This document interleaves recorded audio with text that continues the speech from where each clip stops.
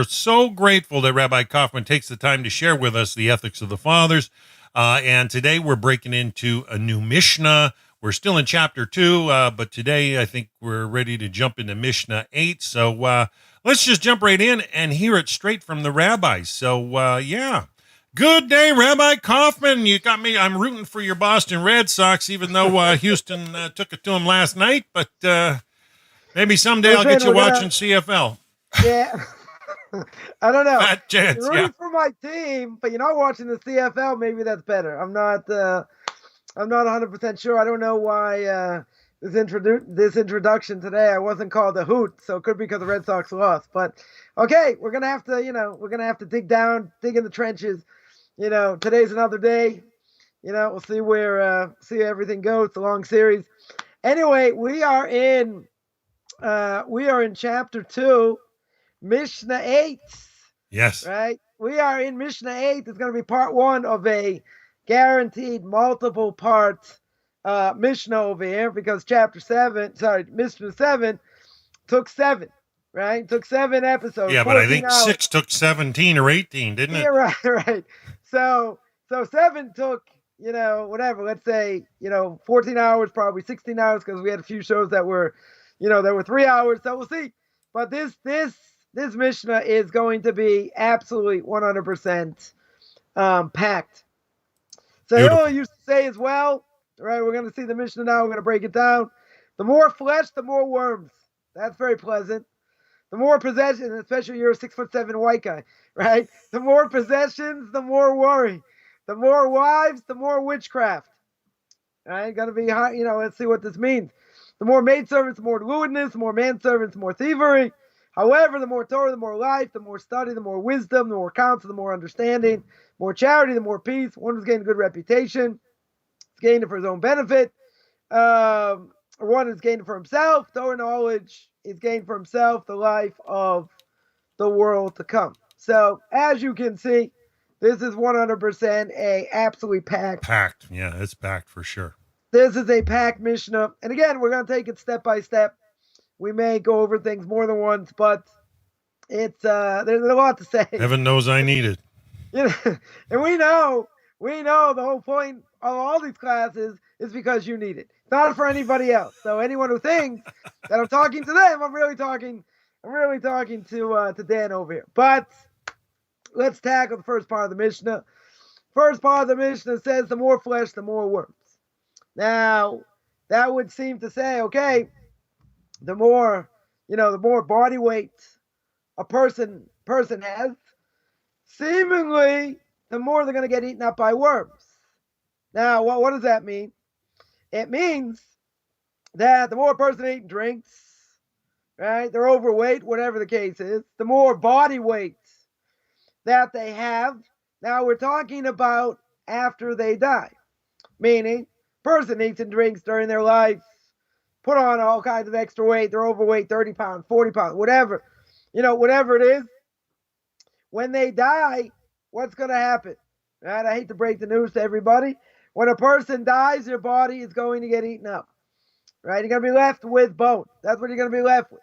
So when a person dies, they're going to get eaten by worms. So the more weight that a person has, the more the worms are going to eat.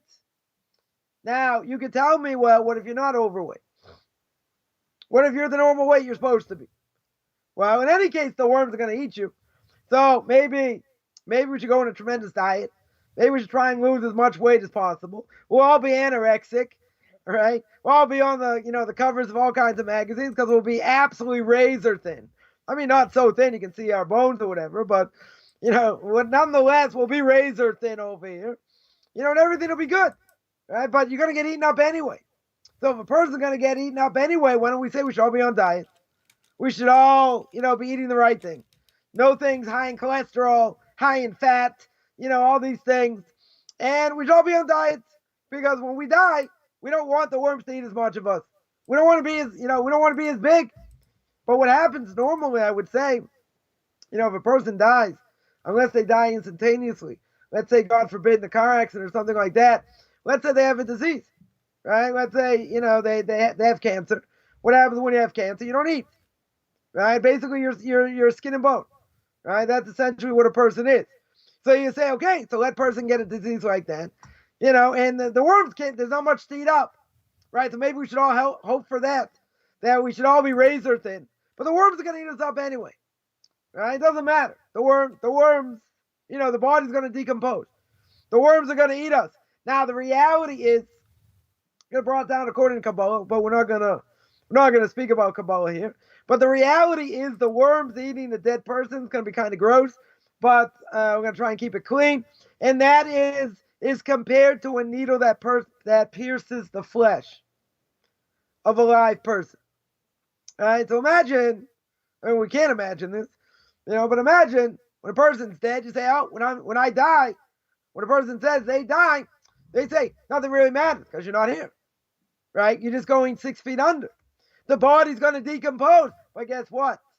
The body gets decomposed, get eaten by worms, you feel it, right? How do you feel it? I can't explain it, right? This is Kabbalah 101, 101a, right? But what is brought down is the fact that when a person dies, they're getting eaten, their flesh is getting eaten. This is, I don't know, sounds like a bad sci-fi movie, right? But when a person's going to get eaten after they die, it's going to be like a needle that pierces the flesh of a live person. Now, you're going to tell me, well, that's not necessarily a bad thing. Why? Because death is an atonement. Now, death, if we read 2 parshas ago, the beginning of the book of Genesis, death is not a Jewish concept. Adam and Eve should not have eaten from the tree of knowledge. But because they did, there were serious repercussions. Right. And the serious repercussions were what? They brought death to the world. One action, ramifications forever. So that being the case, so when a person dies, it's an atonement, right? Part of it certainly is an atonement, meaning that if a person did the worst sin possible, what's the worst sin possible? Desecration of God's name. Now, why do we say it's the worst sin possible? It's the worst sin possible because the Rambam brings down the laws of repentance. The Rambam says, what do you have to do to get atonement if you desecrate God's name? Right? You have to repent. You have to have remorse. You have to have regrets. And this is one of the sins you have to go through Yom Kippur. Right? All the other sins also you have to go through Yom Kippur to atone. And if it's between man and God, for a lot of things, if I properly repent, that's good. Yom Kippur atones. If it's between man and man, and a Jew spoke Lashon Hara against another Jew, if they didn't ask forgiveness for sins that they've done between man and man, no matter what they do, no matter how many Yom Kippurs they go through, does not atone. Because that's between man and man. And that you take with you to the next world. Now, there are certain things that a person has. So we mentioned by something between man and God. Something between man and God, all things being equal, you properly atone, you go through Yom Kippur. Very good. Then I get atonement. But what if it's something that's Yom Kippur's not enough? Right? By desecration of God's name, you have to suffer. Suffering helps to atone over here. But even with suffering, even with Yom Kippur, what happens? We're in suspended animation. We don't get full atonement until you die. In other words, if you desecrated God's name, you have to go through Yom Kippur. You have to properly, you have to have remorse, regret. You have to properly repent. I have to suffer, or the person who did it has to suffer, and they have to go through death. Everything at that point is held up in suspended animation until the person dies. Once the person dies, if he did all those things combined, he did them the way he should, what happens? He gets atonement. Right? We're not looking to die. Nobody wants to die. Right? Faith, I'm going to live forever. You're not going to live forever. Had it been before Adam and Eve, you might have lived forever. But it didn't happen. They ate from the tree. God gave them one command.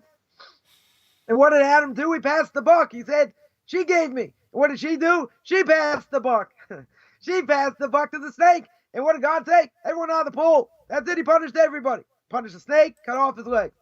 Right? Says you're gonna have dust you're gonna have dust all the rest of your life to eat. So that means never gonna have any problem with food. So what's the punishment? Punishment is he doesn't have a connection to God. He's got everything he needs. It's like God giving him $1 million, right? God giving an individual $1 million is here. You're going to make a lot of money. You'll never pray to me. You'll never need me, right? 100%, you'll never need me over here. So good. So he got punished. Snake got punished. Adam gets punished. What did Adam get punished for? Got to work the land. Got to work for Parnasa. He's got to work hard. Nothing's going to be given to him on a platter. Everything in the Garden of Eden was given to him on a platter.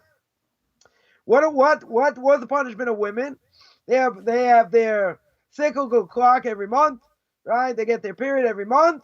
They go through that difficulty. They go through difficulty of childbirth, and they go through difficulty of raising kids, right? So God punishes, seemingly he punishes everybody over here. Nonetheless, there is a certain level of atonement when a person dies, right? That atonement. Can you explain that? Yeah, even though a person, that's a natural cause of the event. And a person has to go through this process. Now, when a person dies, it doesn't mean it atones for everything, right? That's what we might think. In other words, if a person dies, you'll say, okay, now I got a free pass. Now, no matter what I did, doesn't matter. I have to go through the death process.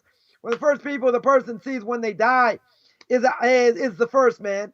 And he says to the first man, guess what? Because I went through this. Because you ate from the tree, I have to go through this. Right? I have to go through this process. I have to get judged and all that. So what does Adam do? He nods. And that's part of his atonement. So even though there shouldn't be death, but when the body decomposes, so that takes away sin. Doesn't take away everything. 100% doesn't take away everything.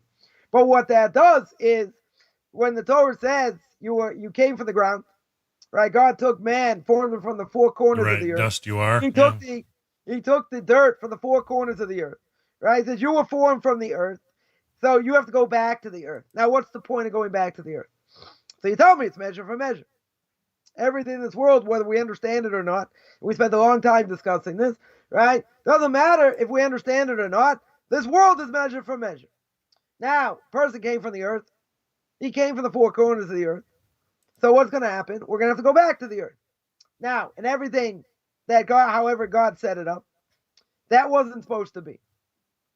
Meaning, God took man made from the dust of the four corners of the earth, he formed man. Okay. Now, does that mean when God did that, did he really think man was going to eat from the tree and therefore man has to go back in the earth? Of course. That's plan B. That was plan B. What was plan A? Plan A was man should have lived forever. Right? God gave one command. The one command is whatever you do, don't eat from the tree. Don't eat from that tree. And that's why God throws them out of the garden. He puts these fiery angels there. Why? Because what's God afraid of? He's going to eat from the tree of life. Same. He's going to live forever. No. He can't live forever. You know why he can't live forever? Because now the world has changed. In order to get atonement, you have to die. So what does God say? My language? All right, everyone out of the pool. He throws them out. Throws them out of the Garden of Eden. Throws them out of paradise. Right? Forget about sunny weather. San Diego at 75. You're not going in the pool. It's over. Finished. Right? So what happens? They get thrown out of the pool. They get thrown out of the garden because they can't. God does not want them to eat from the tree of life. Because if they eat from the tree of life, now that man had sinned, and now that we know there's punishment, there's repercussions for what you do, part of that process, part of that fixing up process is going back into the ground. That's part of the process. Now, if that is part of the process, a person has to die. And nobody wants to die. We want to live here forever. But everybody knows. They've seen people that were sick. They were very sick. At the end of their lives, what do they say? If their mind is still there, what do they say? I'm ready to go. Yeah. I'm ready to part from this world. Yeah, I've been with a couple people right at the... So most people, if not everybody, they know their time is up. Now, the question is, how do they know that? So you tell me, well, maybe the doctors told them. Okay. The doctor's going to say, well, maybe you want to plan for this. You get a few hours left to live. But they're not going to do that. Why wouldn't doctors do that? Because they'll kill them in the process. Person knows, they're going to live they got 2 hours to live, give them cardiac arrest also. I'm not saying doctors don't necessarily do this, right? But in general, how does a person know? Right? This might be a proof for God's existence and for the existence of a soul. Right? Why would a person say that at the end of their life? Why do they say they're ready to go? Right? Either because they're in too much pain, they don't want to suffer anymore, and it's better that they don't suffer. But what's in the back of their mind? What would I think is in the back of their mind? What I would think of They'd is rather not. They would rather not, but that's not what I would have thought. I would have thought, where are they going? What's going to happen to them? Yeah. Right? So now, when a person's sort of in between worlds, so to speak, the soul understands. The mind might not pick it up. The soul understands. When a person dies, as is brought down according to Kabbalah, when a person dies, family members come to bring him into the next world. Right? It's I don't know if it's a known thing. Most people probably don't know it, but there are people that right before they died, they saw relatives that passed away years before. I remember, I think it was last year, a few years ago, I was visiting somebody that that their father passed away, and the father was in the house, and it was basically transitioning between this world and the next. And while I was sort of not with it, and just about not in this world, all of a sudden he says, "Hey, Lenny, how you doing?" Lenny was his brother that died like 10 years before. Right? I don't know if his name was Lenny. We'll just say Lenny, right? He says, Lenny, like he waved to him, like he could see him. Now, obviously no one in the room could see him. It's like, it's like Casper the Friendly Ghost. Like, you can't see him, right? You don't see him, right? So how was he able to do that? And who was he talking to? Right? He's talking to his brother. I just finished reading a book about a month or so ago with my class on a Jewish guide to the mysterious, and one of the couple of the topics dealt with the afterlife and things like that, and he raised some great points from rabbis over the centuries on example after example. Yeah, nice stuff. So this great rabbi once told me when his mother was dying, or pretty much close to death, she had relatives that came to escort her to the next world. He's like, "Get out of here! I don't want to see you now. Scram!" But she acknowledged these were relatives coming from that world. Right now, you can say, "Oh, they're hallucinating. They're this, they're that." A person can just downplay it and say, "No, it's not true." But it does seem there. First of all, a lot of people say over the same thing. It's just different relatives, whatever it is. At the same time, the person understands it's time for them to leave, right? If let's say they're on their deathbed, we're not saying they die instantaneously from something, a car accident, whatever. We're not talking about that. But a person knows. They either know because they're in too much pain, they don't want to suffer anymore, right? Or they know that their time over here is limited. So I would think the scariest thing, in a certain way, would be, what are they thinking? They know in minutes or hours, their eyes are going to close, and that's it. They're not waking up. Now, if you were to ask them while they're still lucid, if you were to ask them where, what's going to be after the fact. So maybe some will say, "I'm just going to sleep," and that's it. And there's nothing. Dirt nap. Yeah, I'm going to get eaten by worms, going in the dirt, going 6 feet under, that's it. But I have to imagine, not, God forbid I've been in this position, right? But I would have to imagine some of them are thinking, maybe thinking, what did they do in their lives? What did they accomplish? What didn't they accomplish? And then they're going to, maybe they're going to see, wow, what a waste of life. What a waste of life I had. I did this, I did that, and then the other thing, no meaning. Other people will be defiant till the end, and they'll say, I had a good life, maybe it's too short, whatever, but okay, this is what happened, They have no regrets. Well, they'll have regrets later. But I would have to imagine the person gets a certain diagnosis, right? And let's just say the diagnosis is right, they're going to die, in a short amount of time, whatever it is. They have to be thinking, okay, family's going to be left behind. Loved one's going to be left behind. Things that they didn't accomplish, they won't be able to accomplish. Whatever it is. But they have to be thinking at some point, there's no atheist in a foxhole. They have to be thinking at some point, where am I going now? Where am I going now? Now, someone will tell me there are a lot of people that are atheists out there. They don't believe in anything. They just believe they're going to the ground. Yeah, but when push comes to shove, it is really ironic. When push comes to shove and they're in serious trouble, doesn't matter what it is, physically, monetarily, other things, people say you should pray for me. Right? I'm going to start using this as an example, to people who say this. I'm going to say, but you don't believe in it. You don't believe in God, right? You absolutely don't believe in God. You think you're going 6 feet under, so why should I pray for you? Why would you want my prayers? They're not going anywhere, right? My prayers are just, what would someone say? Just full of hot air. They're not going anywhere.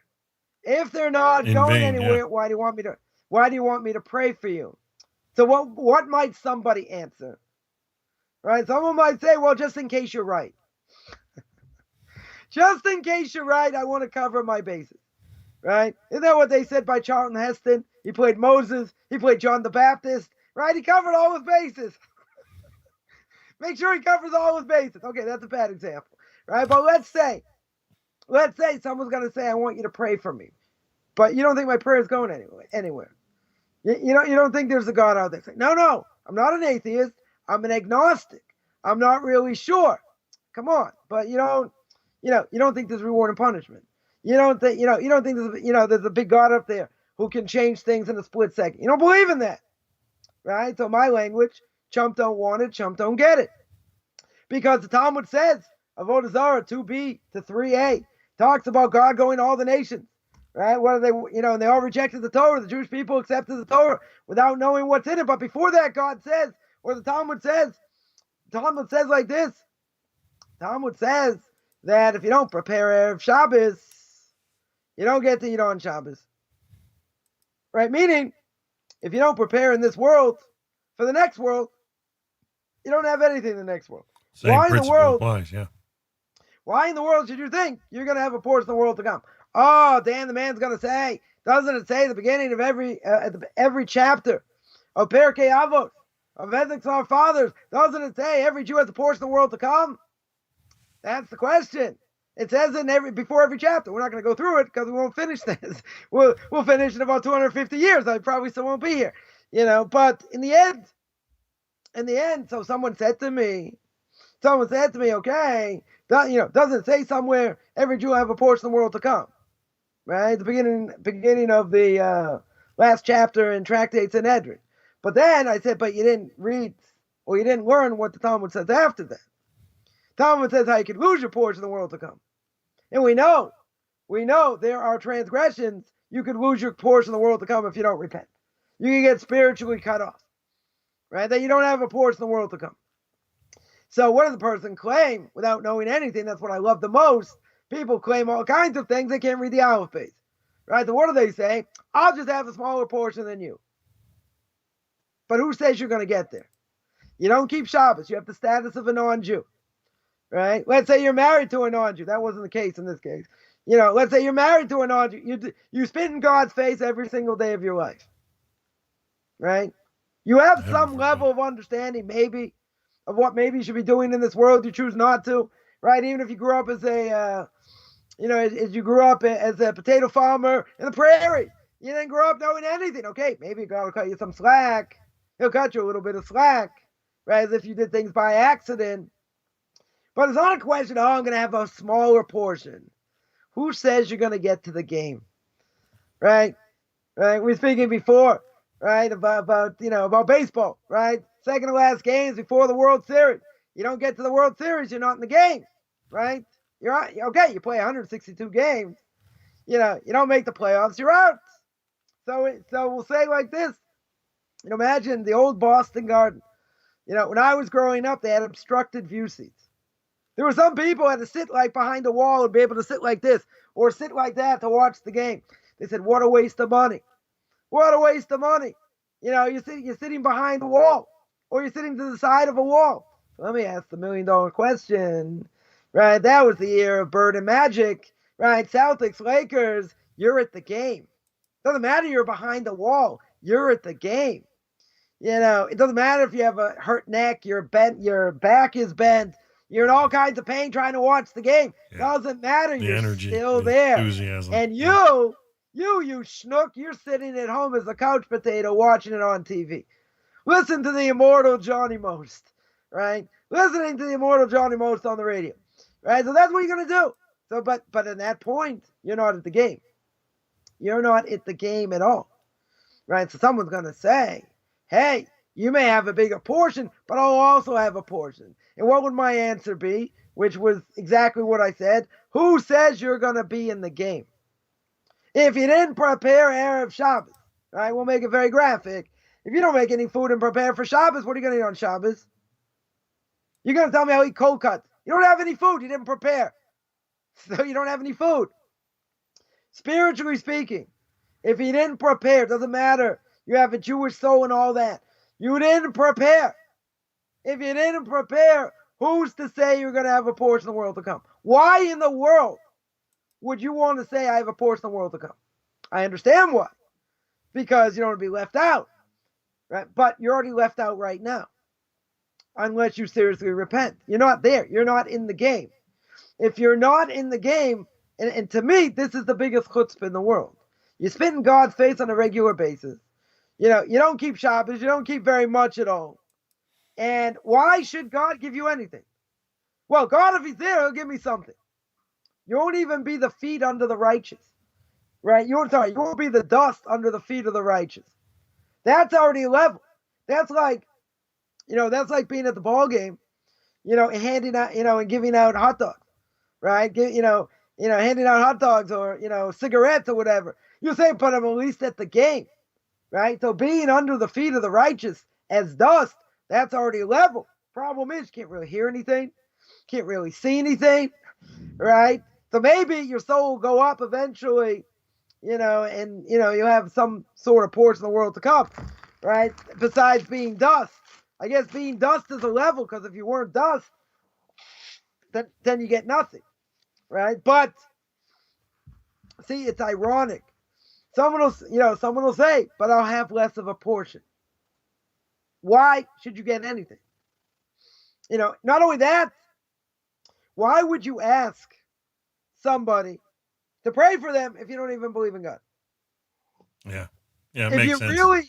If you're really a true atheist, I'm going to use this on some people. I want to see if they actually think about it. They'll say, pray for me. Why? Why should I pray for you?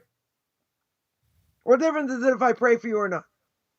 So I believe in God. Well, what does that mean? See, that may get into initial conversation, which probably will go nowhere, right? But you want them to think, okay, you believe in God, right? My quote, if you remember, when I was going to rabbinical school and I was interviewed, I said, a lot of people believe in God. I think that's a bunch of garbage. That was a good thing they quoted from me, when I was like 19, when I was like 21 years old. So I'll still stand to that because most people believe in God. What does that mean? It doesn't mean anything. I believe in a higher being. Okay. And what does he do? Does he reward? Does he punish? Does he sit there, let 3-year-olds die of leukemia? What does he do? What exactly does he do for the world? What is his role, so to speak? Right? That would open up a conversation. They'll probably slam it shut straight away. They're like, what does it really make? What do you care what I believe in or I don't believe in? It makes a big difference. Because if you believe God doesn't have power, he doesn't do anything, then why do you want me to pray to him? Right? So, the atheists of the world who claim 100% to be an atheist, it's very easy to disprove them, right? It's not really the point for now, right? But, what do we say before? We said there's no atheists in a foxhole. When the chips are down, and they're down to the last strike, so to speak. They're down almost to the last breath. They're in the situation according to nature they're not coming out of, right? Whatever it is. So what do? What is someone gonna do? They'll pray, right? They'll say, God, if you're out there listening, but you don't believe in God, right? It's ironic. It's ironic that it's the least common denominator. Why do I say that? Well, it's almost like a drowning in an ocean. I mean, I live in a lake country here, Rabbi, and people on boats. If somebody falls over and is drowning, they'll grab onto anything, right? No, 100%, right? But the idea is that if you really gave God lip service, you gave God lip service. Say that 3 times fast. You gave God lip service most of your life, if not your entire life. You didn't eat kosher. You didn't do all these things, whatever it is. So why in the world, would you want someone to pray to him for your benefit? You say, no, again, let's get back to the point. I believe in God. I do believe there's a higher power. Well, you could encourage somebody like that to get right first, Maybe, but, again, if you huck them too much, maybe they'll say, what are you hucking me about? What do you care what I believe in or not? Because it's silly. Because if you don't believe God has the power to heal, then why am I praying? Who am I praying to? I'm praying to something that according to you doesn't exist. And if he doesn't exist, then what's the point? They'll say, well, I don't believe in God the same way you do. Oh, really? Let's hear. What exactly do you believe in? And they'll say, we're not going there. Just pray for me. That's what's going to happen. By most people, they're not going to get in this conversation. Right. Because they know where it's going to lead to. Right? They have an idea where it's going to lead to. They'll say, it doesn't matter. I believe in some form of God. Maybe not the same as you. No, whatever. But why? If you don't believe he does anything, why would you have someone to pray for you? And when the chips are down, the biggest atheists in the world, right? The cream of the crop of the atheists, you know what? They're gonna look to a higher power. No matter what they say, they're gonna be looking to a higher power. Because they don't want to die. Because they don't want to suffer. Right? So, say, well, God, if you're out there, what do you mean? Except if you're Amalek. If you're Amalek, they don't believe in supernatural, no matter what. No matter what, they'll die without believing in the supernatural. So if the chips are down, chips are down. It's just my bad luck. Okay? But they don't believe in the supernatural. That's what they brought to the world. They brought Amalek, the gematria, numerical value of the word Amalek is the same as suffix. It's the same as doubt. Right? So by Purim, we have an obligation to wipe out Amalek. We don't know who Amalek is today. Sancheriv mixed everybody up. We don't know. But Rabbi Chaim and others said Germany. Right? Germany during the war. Well, Rabbi Chaim died really before. But others have said that Germany during the war, they were Amalek. They had the cruelty of Amalek. Can we say that for certain? Wouldn't say 100%. Right? No one really knows 100%, but they had similar character traits. But what are we commemorating? What are we commemorating when we say we want to wipe out Amalek? Can't do it. Because today, if we knew who Amalek was, be a mitzvah 100% to wipe them out. Everybody, men, women, children. If you go to Samuel 1, chapter 15, and the command to Saul by Samuel the prophet, and Saul left around the king, and he left around the top of the animals in order to sacrifice. And he thought he did the right thing. So Samuel the prophet chastises him. And this little weasel, the king, Agag, right, shacked up with someone. This woman got pregnant. Who came out from that person? Haman came out later. Haman is an offspring. God says, you didn't listen to me? You didn't do what I said to do? Okay, so through his offspring, I'm going to cause this, that, and the other thing. But we don't know who Amalek is today. But we know what they brought to the world. They brought this idea, there is no supernatural. There is nothing. Stuff happens, right? God forbid, stuff happens. That's the world we live in. A very, very cynical world. Very, very cynical world. Oh, for sure. For sure. You Yeah, know, we and see all the trolls online all the time. yeah, but there's no absolute truth. You can't prove to me anything. I don't have to believe in it. All kinds of things, right? So that is an Amaleki way of looking at the world. Say, oh, Amalek doesn't exist. We don't know who they are. You're right. We don't know who they are. 100% we don't know who they are. We know what their mentality is. Their mentality is there is no such thing as supernatural. That's their mentality. So that brought in tremendous doubt in the world. Now, if we're living in a world, as we mentioned many times, a world of hiddenness within hiddenness. It's a world of hiddenness within hiddenness. So if that's the case, how are you supposed to see God in this world? Very hard. Very, very hard. The world's upside down in so many different ways. People die young, diseases, young children, this, that, many things. Many things we don't understand. Doesn't mean it's not measure for measure. Right? We just can't see it. We can't understand it. Very good. So if that's the case, then people are going to say, hey, there's a lot of suffering goes on in the world. You'll take like Kushner, wrote a famous book, When Bad Things Happen to Good People. Do not read it. It's heresy. This had a son who died of progeria. Terrible disease. No one should have to go through. It's a disease like you're a 10-year-old in the body of an 80-year-old. And he said, well, I check my deeds, my wife's deeds, and, we're pretty good people. We don't do anything egregious, this, that. So it must be God doesn't run the world, right? This is what this conservative rabbi said. Now, I'm not in his shoes. I didn't go through that, but that's the wrong conclusion. Obviously, he didn't read the end of the book of Job, or at least understand it, the last few chapters, where God chastised him and says, these birds that the parents eat them, whatever, and I keep them alive, and I save them in order to perpetuate the species. Can you do that? No. Talks about Leviathan, big teeth, bad breath, big sea monster. He says, I can play with him whenever I want.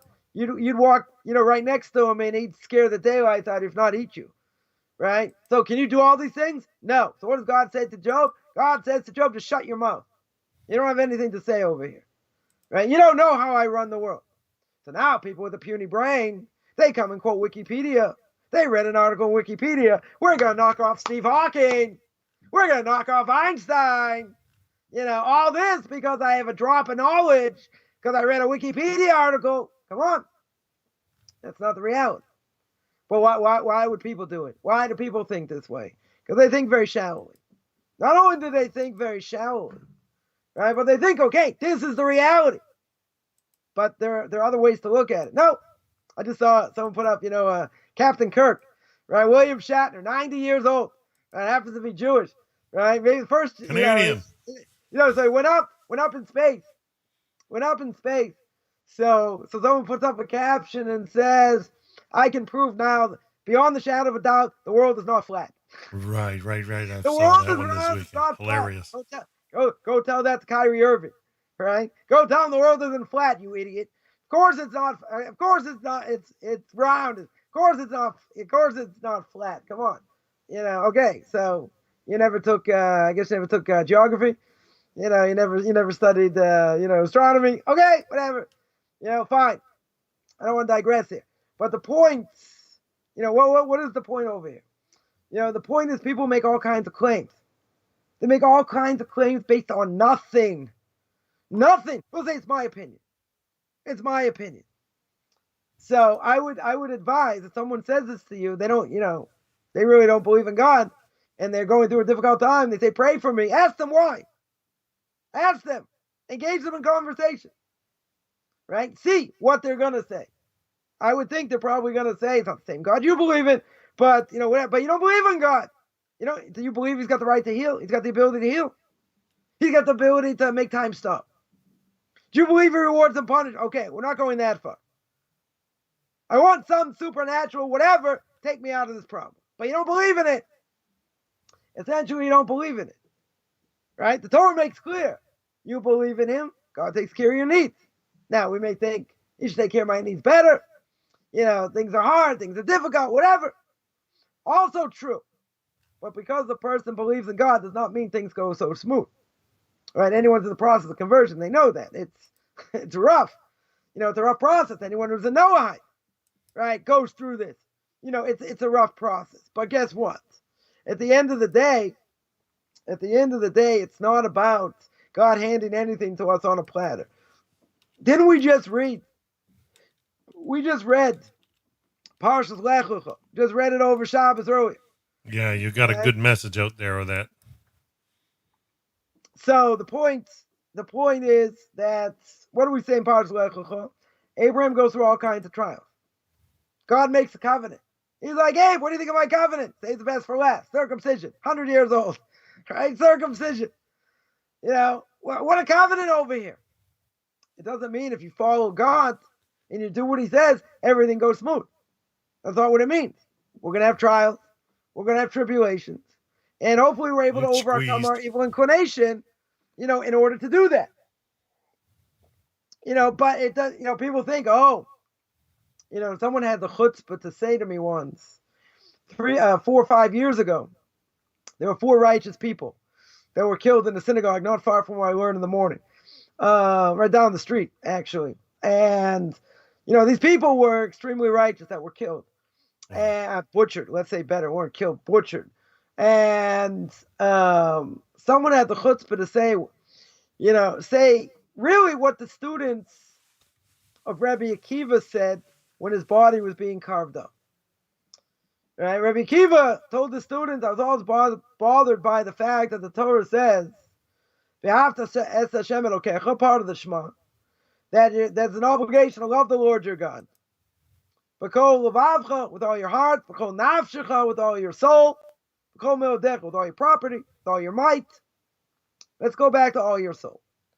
Comes along Rabbi Akiva and says, I was always bothered by this verse.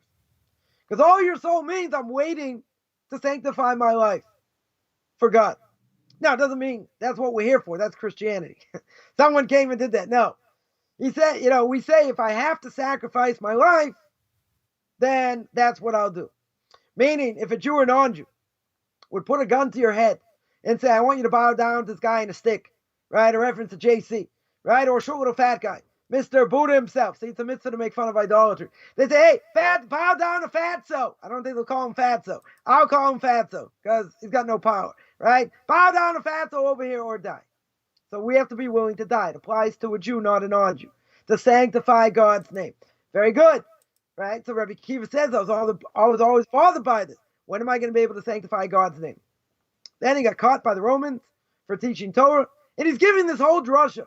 He's giving this whole sermon to his students as they're taking iron combs and they're raking his body. So his student said, Rabbi Ad Khan, what, this is what it means? This is what it means over here? And he said, and he goes this whole thing. I've been bothered my whole life, this verse, blah, blah, blah.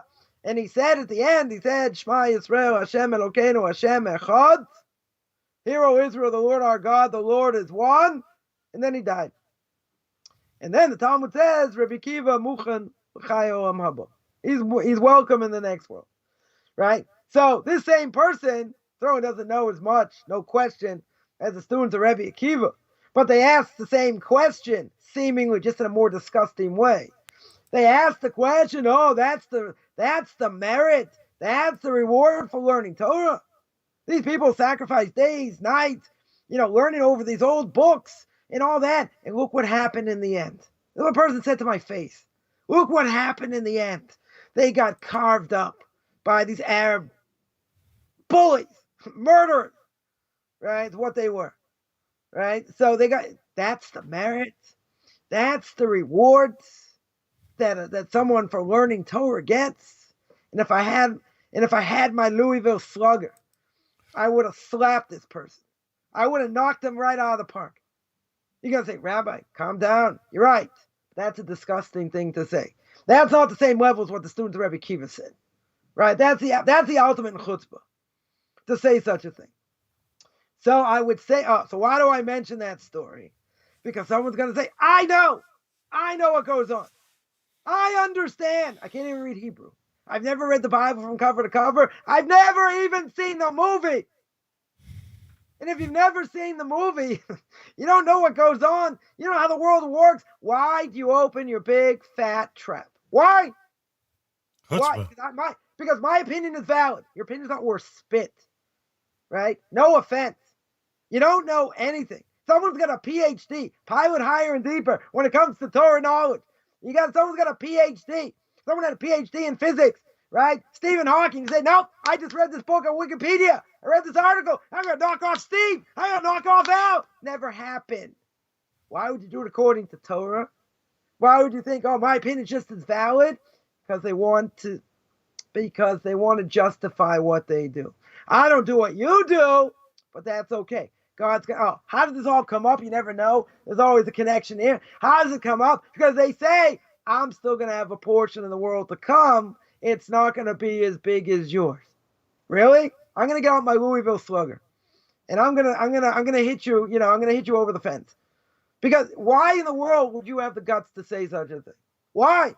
Very simple. Because they say, well, if there's something out there, I should have something, even if I don't do anything.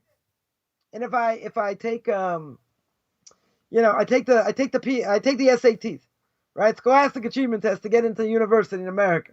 If I don't fill out anything, I get 200 points. If I just fill out my name, I get 200 points. 200 out of 800 points. Right? You get 200 points for doing nothing. So I'm going to say this is not like the SATs. Because if you don't fill out the test, you get a 0. Unless you got some sort of merit somewhere. Coffman's language, you get a 0. So if you get a 0, what are you asking about?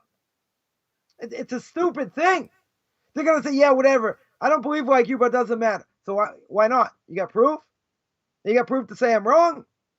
Come on, I'm waiting for all the naysayers. They all, people talk, oh, you're a fanatic. You yell and scream. Someone commented on one of my videos. I was going to say, turn down the volume. I said, but it's about passion. There's a difference between yelling and screaming and having passion. Right? It's because yell and scream doesn't mean anything. I can yell and scream as much as I want. If I say nonsense, it's nonsense. But it's about passion about Torah. It's about passion about God. And now you're coming to my court. Right?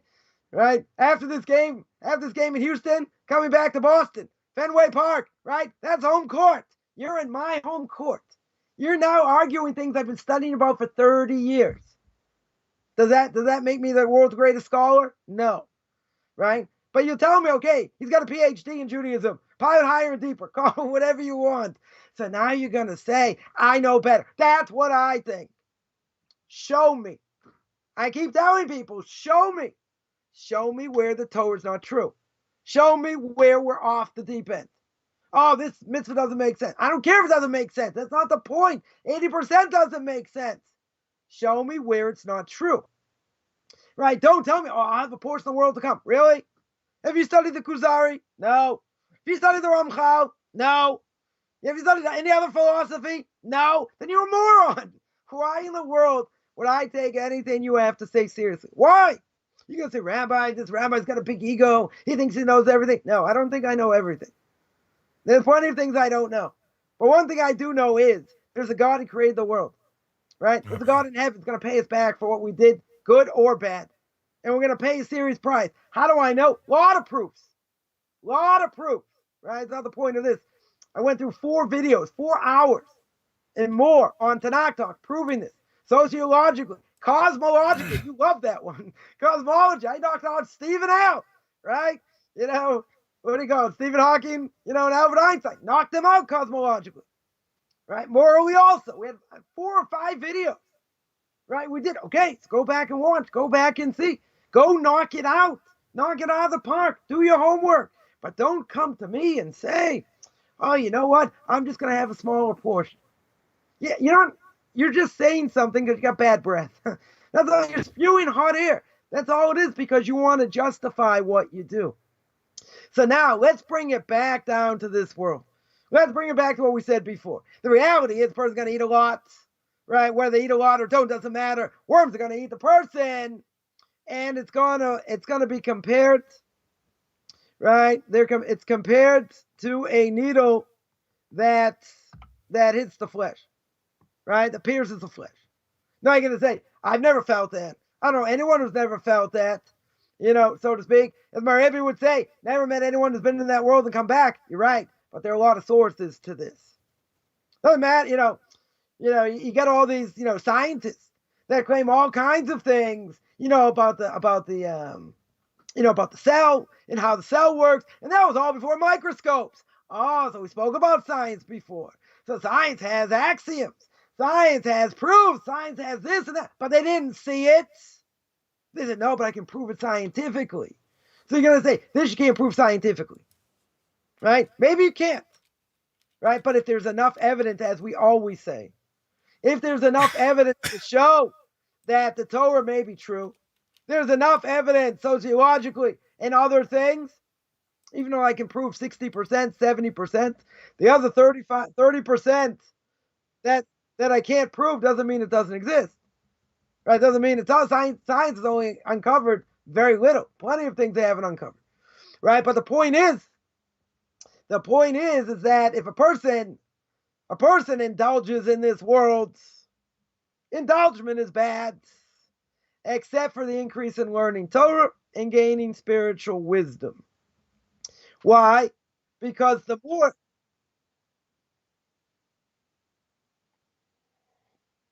those videos are, if you go to Rabbi Dr. Google, the Google Rebbe, if you go to Google and you put in the search bar for Tanakh Talk, Rabbi Chaim Coffman, controversial issues, proofs of God's existence. Proofs of God's existence on your controversial issues. Right. Of or Tanakh. If you don't want to do that, I'll make it very easy. Go to my YouTube channel, Rabbi Chaim Coffman. That's my YouTube channel. And there's a playlist there called Controversial Issues. There are 107. We've done 107. By you, we've done only 77, almost 78. Right? But I think we're on 82 or 3. Okay, whatever. So we've done 107. Right? If you go through my list, they're all in order. They're all in order. So they could be probably 4 or 5 months ago, right? At least, but they're in order. They're in order. It's you can search it there or search it the way I said. But scroll through, yeah. But most people, why aren't they going to look at this information? They're going to say that's what you say. You're right. It's what I say. But if it's based on facts. Right? If it's based on facts, then you can't argue with the facts unless you have a bad fact checker. Right? But this stuff is some is based on science, some is based on cosmology, some based on ethics. Right? We explain 9 different ways how to show that if a person murdered, why is it always forbidden to murder? Right? And we showed 9 different ways morally that you have to come to the conclusion. Sorry, we knocked off 9 different ways morally, but you have to come to the conclusion that the only reason it's forbidden to murder is because God said so. Because all other things we knocked out. So you could argue on some of those proofs, maybe, right? But the idea is if there's enough proof out there, most people are not looking into it. They're not going to watch. They're not going to be interested, right? And the reason is because what if it proves them wrong? What if it proves is actually there is something to what he says, right? But they're going to justify what they do. So here's a similar thing. We learn out, first of all, that when a person indulges in this world, it's bad. Any type of indulgement that really takes the person away from Torah. Now, does that mean I shouldn't have a nice meal if I finish a tractate of Talmud? No, that's a mitzvah. Right? Bris milah, circumcision of a child. You have a nice meal, right? So that's for the sake of Torah. A wedding, you have a beautiful meal. That's for the sake of making a bride and groom happy, and all that. I mean, it doesn't have to be so expensive, but, you're going to eat nicer than you normally would, on festivals, Shabbos, all these things. But what's the whole point? Why are you doing it? Because you're sanctifying God's name over here, right? You're having a special meal for any number of reasons. So that is good. That's not indulgement. And if someone's going to say, if I eat ice cream once in a while, is that bad? No. Unless you're diabetic. If you're a brittle diabetic, yeah, that's bad. But in general, can I indulge? Can I eat cookies if I want? Yeah. That's, it's high in cholesterol, saturated fat, not healthy for you. I'm not saying a person can't eat it. A person can certainly eat it. But if you're indulging all the time, this desire, that desire, another desire, that's bad. Right? Because it's definitely a bad habit. What happens? You get into a bad habit, and then it becomes part of you. And then it's, once you've already had this taste, it's very hard to get rid of, right? Who doesn't like ice cream? Probably people out there don't like ice cream, right? Only Americans or maybe Canadians can eat ice cream in the winter. Israelis think it's a weird thing. How could you eat ice cream when it's like, when it's cold outside? Because we're a different creature, right? North Americans, different beast. Could be in Europe also. I don't know. I didn't take a survey on it. Point is, the point is indulging in general, where the indulgement is bad and it becomes a part of you, it's much harder to fight. Much, much harder to fight. Now, what is a person? Sandra here makes a good point, Rabbi. She says, beautify the mitzvahs. No, that's true. That 100% is true. In other words, if you're eating, you're having a nice meal, you top it off with, nice ice cream at the end or something else. Oh, he's indulging. That's not indulgement. That's okay. Everything within reason. If you're eating a lot of ice cream every single day because you just like ice cream, that's different, right? Also totally unhealthy. But, indulging, that's not called indulging, right? So here a person thinks mistakenly. They think the more they indulge in this world, the more it's gonna add to their life and actually keep them alive. Why? What's someone gonna say? They're gonna say, Rabbi, life is so hard. Life today is incredibly hard, right? We suffer. We go through all kinds of different things. Life's so hard, full of so many challenges. This relaxation is gonna help them enjoy their lives, keep them healthy. Now, that's not necessarily true if you eat all kinds of garbage, right? Not necessarily true, especially if you don't exercise. But what's the reality? The reality is the more we give into our desires, the more we eat and drink, the more the worms are going to enjoy our bodies. That's the bottom line, right? But where is the faux pas? Where is the thing over here that makes no sense, right? The thing that makes no sense is a person may eat. They may eat and drink. They may indulge. They may enjoy because they believe it's going to add to their life. Now, some people are going to say, it does add to my life. I want to kick back every once in a while, sip pina coladas. What's the problem with that?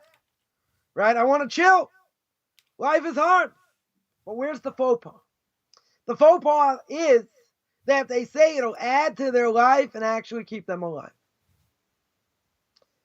Now, why did I call it a faux pas here? I call it a faux pas because, first of all, the more a person indulges, it's not going to add to their life. Just the opposite. It's going to cut down their life. Give an example. Ray was on a boat. I think he was on a boat once, and there was a doctor on the boat, and he gave a whole class for like an hour about, you're talking, I don't know, 70, 80 years ago, right? He's giving a whole, maybe 75 years ago. He's giving a whole schmooze and a whole talk on the bad effects of smoking. And this is before, the Surgeon General's warning and all that, right? So he gave this whole thing for an hour about how bad it is to smoke. So shortly thereafter, my Rebbe saw him light up a cigarette. He saw him light up a cigarette. So he asked him. He asked the doctor straight out, what are you doing? You just spoke for an hour. How bad it is. Yeah, and how it cuts years off of your life. So he said, you're right. But he said, I'd rather cut off years of my life than give up this enjoyment. I enjoy it so much. I guess like that picture of the Marlboro Man, right? The cool guy with the hat and the boots or whatever. Cowboy, yeah. Right. Yeah, so you got somebody like that, want to look up to, and he smokes and, whatever. So he said, I'd rather, now, this is the doctor, not some fool. This is the doctor who went through the research and showed beyond the shadow of a doubt how bad smoking is. Well, he said it's he said it's so enjoyable. Mm-hmm. It's so unbelievably enjoyable. How could I ever give it up? Even though I know it's going to cut down my life. It's going to cut down my life by years. Now, the reality is that what could God do? God can do amazing things. He can have someone, as a friend of mine told me recently, that he knew of somebody, macrobiotic, ate healthy, early 60s got cancer and died. Right? Exercised regularly, ate healthy, And you have other people smoke like fiends, and they live till their 90s, right? Till their 80s, right? So what's the rhyme or reason? There isn't. Yeah. If God wants Everything's you to in the control of heaven. if God wants you to get knocked off earlier in life by smoking, He will. If He wants to give you longer life to wipe you out in the next world, He'll keep you alive longer, right? So He won't have it affect you as bad, right, as it may affect someone else. Or on the other hand, person does all the right things. They do all the right things. They eat, they exercise, this, that. Very careful what they do, what goes in their body, etc. And they die at a young age. So you say, well, there's no rhyme or reason. You're right. But all doctors tell you, you should eat smart, you should exercise, a certain amount every day or 4 times a week, whatever it is, right? You should be out there doing things to protect the body. So you're going to say, but everything's in the hands of heaven. If everything's in the hands of heaven, why bother? Right? God's either going to keep me alive longer, doesn't matter what I do, or not. Right? Maybe He'll cut me down earlier. Right? These things won't even affect me, but it'll cut me down earlier, God forbid. But what's the answer? The answer is a mitzvah to guard your body. If there's a mitzvah to guard your body, then that's what you have to do. So you have to be careful what you eat. You have to exercise, right, etc. I mean, within reason.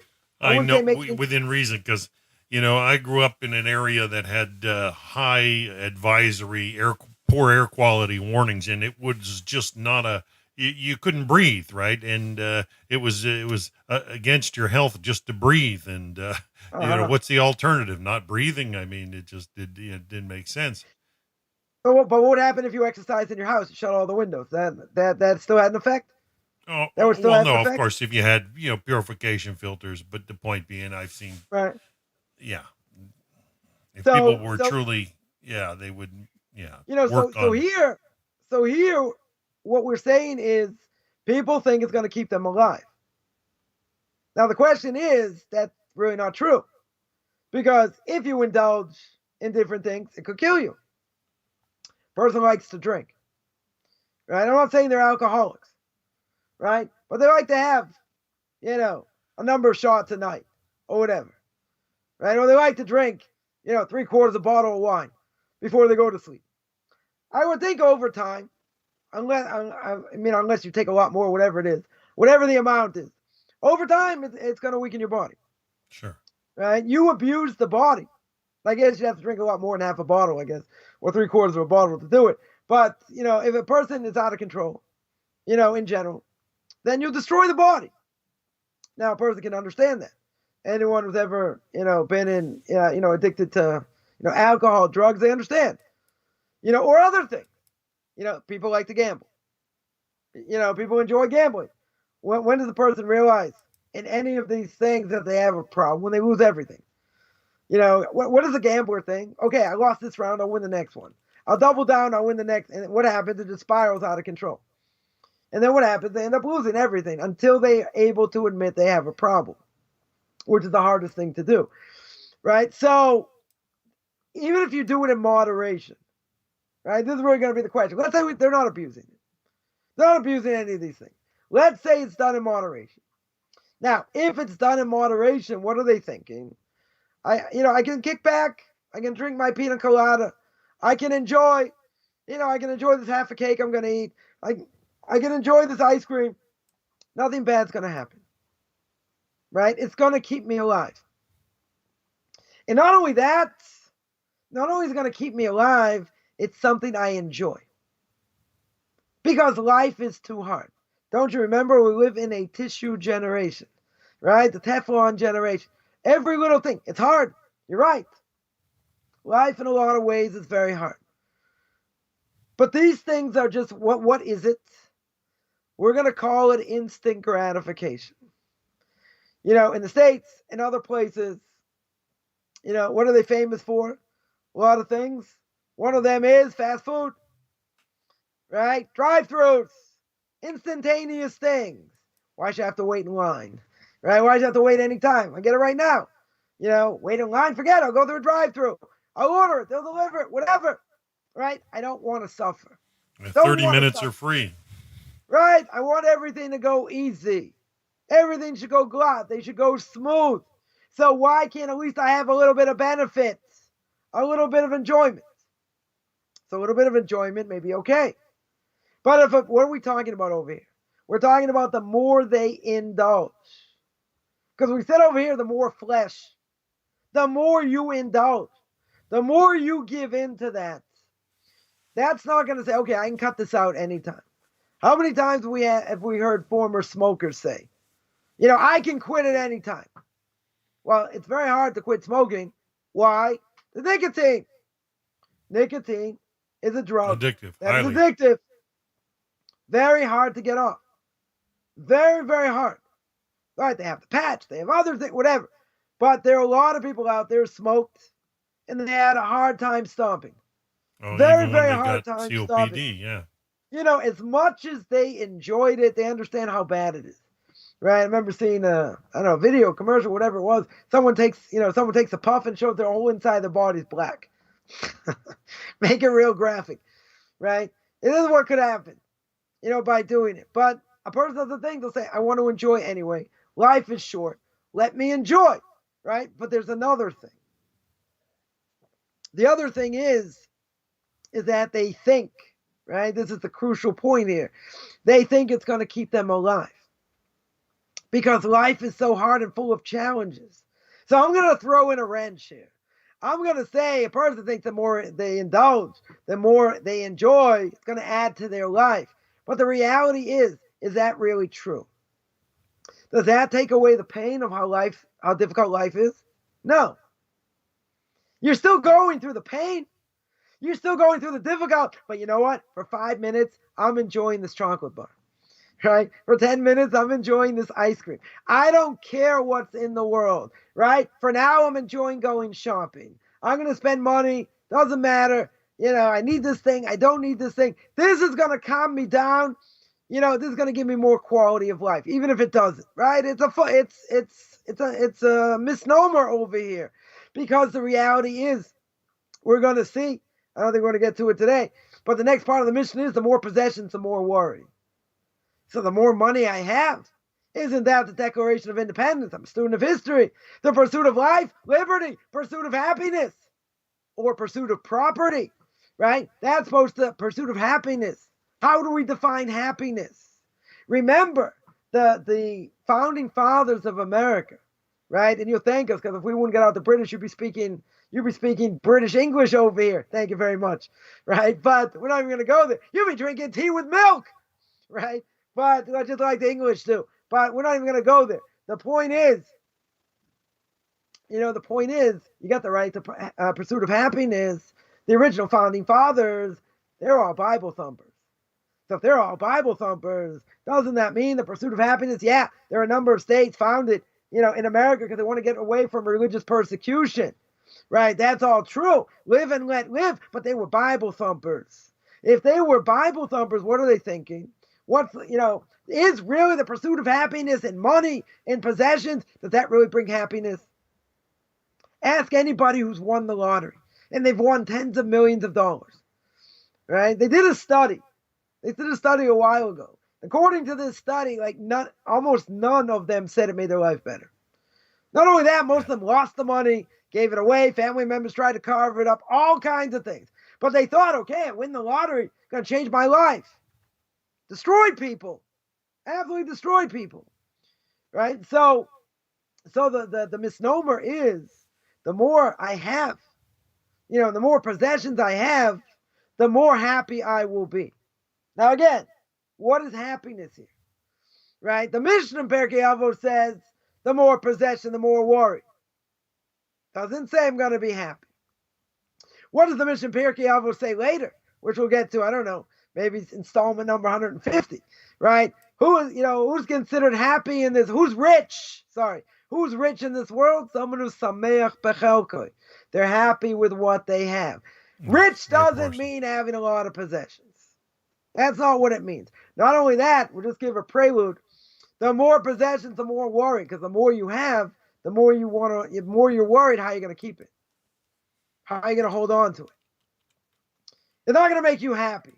So here, the more they indulge, the misnomer is, the more it's going to add to my life and keep me alive. No, that's not going to lead to happiness over here. That's only going to numb the pain. That's like taking a shot of morphine, right? Or a Percocet or whatever. Whatever. When a person's in pain, you numb the pain. That's all it does. It just numbs it a little bit. But you know what? You're sitting there, having this hot fudge sundae, having this shake, having this candy bar, whatever it is that you're indulging in. Did all the problems you had up until that point, did they go away? They didn't go away.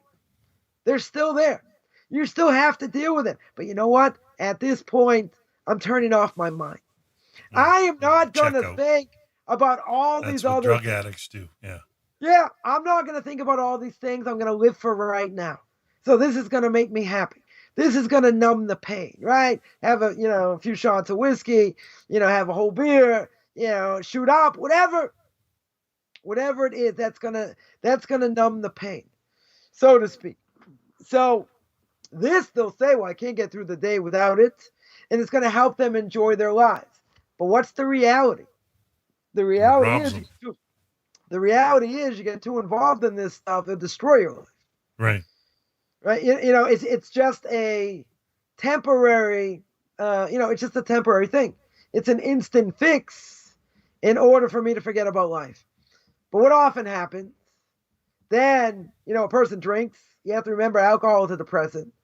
So then once the person starts, coming yields back to the Yetzer Hara. Yeah. Not only that, you're remembering all the terrible things that are going on in your life. You drink some more to forget. You shoot up because once you come down from the high, life is just as bad as it was before. Crash, yeah. You have a crash, right? It's only a temporary thing. So the founding fathers, the Constitution understood there's a right to life, liberty, and pursuit of happiness. But pursuit of happiness, my language over here, if they're Bible thumpers, it does not mean more possessions. It does not mean making more money. It doesn't mean going on more vacations, seeing places of the world that you want to see, right? Go see that Great Barrier Reef, right? Going to Australia, go see, one of the other natural wonders of the world, very good. So what does that do for a person? You got out, you met people, you saw the world, so to speak, and what are they going to put on your gravestone? Saw the Great Sphinx in Egypt. Beautiful. Saw the Golden Gate Bridge. Unbelievable. Saw Yosemite Park. I flew over the Grand Canyon once. Fly over on the see the Grand Canyon. So you're going to say, but it's a great creation of God. You're right. It's an amazing thing. So you can say, well, why can't you say it and praise God? Okay. Not saying not. Go to the Alps. But is that my end goal? Am I traveling for the sake of traveling? Maybe we'll say, I need to chill. I need to, go away for a number of days. Thrill seekers, Rabbi, those that are extreme sports and things like that. Yeah, but the problem is people have to almost face death to show that they're alive. Yes. Let me ask, we mentioned William Shatner before, right? We're going to call him out here, right? William Shatner, 90 years old. Let me ask the $1 million question. I don't care how much money, this, that. Why in the world is a 90-year-old going up in space? 2,200 miles an hour, yeah. Why? Now, you take somebody like George Bush Sr. He flew out of an airplane like he did when he was I don't know, he wasn't a Marine, whatever. I forget what he was. Whatever. He jumped out of an airplane at the age of 80. Like, I don't know, 2,000 feet up, 3,000 feet up, something like that. You're 80 years old. You're not 35. You're not 25. You're 80 years old. Could have had a heart attack on the way down. Who knows? Doesn't matter. Doctors take your blood pressure. Everything's good. Whatever. Why in the world are you jumping out of an airplane at the age of 80? Why are you going in space at the age of 90? Because it's there. Well, I think in William Shatner's issue, I mean, he's, been Captain Kirk on Star Trek and the whole space exploration. I understand. It doesn't matter. What? You're 90 years old. I understand you play Captain Kirk. You never went into space. You're not an astronaut. You're an actor. You're not an astronaut. right? So you say, well, it's on my bucket list. It's something I always wanted to do. But doing something like that, as you mentioned about extreme sports, people do things in order to feel that they're alive. How many people, let's ask the question, how many people have climbed Mount Everest and died? A lot of people. Froze to death, sure. A lot of people, avalanches, falling off cliffs. We're talking about skilled people here. Lack of oxygen, we're talking about amateurs. Now, why they want to climb it? Because it's the highest mountain. Because it's there. Because they always want to desire, to climb the biggest mountain, the height. So climb other mountains. It's a death trap. A lot of people have died. So you're right. A lot of people out there do all kinds of crazy things in order that they want to feel alive, so they have to feel some sort of death. Doesn't mean they're going to die. Rabbi, we got one question online. Question is, does overeating apply to matzah on Pesach? No. That does not mean at all. What it means, a person has to eat a certain amount of matzah, right? You have to eat a certain amount of matzah. Now, if you're worried you didn't eat enough, right, you want to make sure you ate the appropriate amount, that's not overeating. That might not make you feel so good, but that's not overeating. You're doing it for the sake of a mitzvah. So overeating in that sense is, it's really not called overeating over here. So it's not for gratitude. If a person cannot fit another crumb in their mouth, we call that, we might call that overeating, but like a pie eating contest or hot dog eating contest or something. Jew has an obligation on the 15th of Nisan, whether one day here or 2 days in the States, they have to eat a certain amount of matzah. The rest of the week, they don't have to eat any matzah at all, except on Shabbos and the last day of the festival. But eating that amount of matzah, even that amount of matzah is what is prescribed, is not considered overeating. Right? That's not considered overeating. But back to our case here, somebody here mentioned about skydiving, and other things. Okay, there are ways to see the world. It might be interesting hang gliding. People like hang gliding, go over the ocean, go over, other things. Okay, you're putting your life at risk. Yeah. To a certain extent. No matter how safe it is. Even keeled. Right? There is a certain level of risk.